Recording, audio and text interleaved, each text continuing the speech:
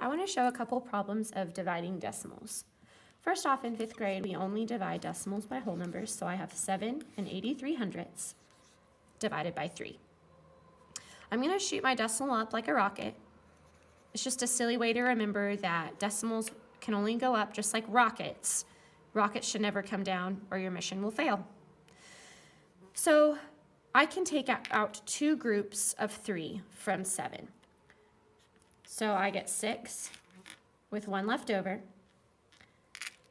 I'll bring down my 8. I can take 6 groups of 3 from 18. Make sure it's lined up over the 8. I get 0, but that doesn't mean I'm done just because I have a 0 as my answer. I need to make sure and bring down all my numbers. And I can take 1 group of 3 out of 3.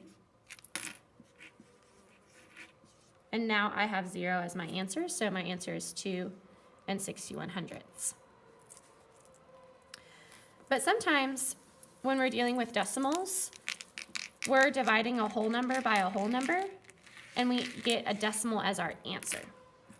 So here's another example.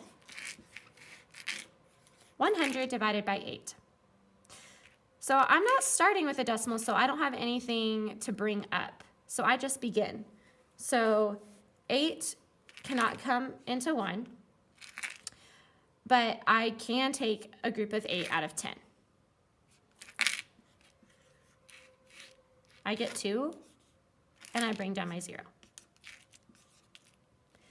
I can take 2 groups of 8 out of 20, which is 16, and I have 4. But when we're dealing with this, maybe last year we had remainders, but this year we don't.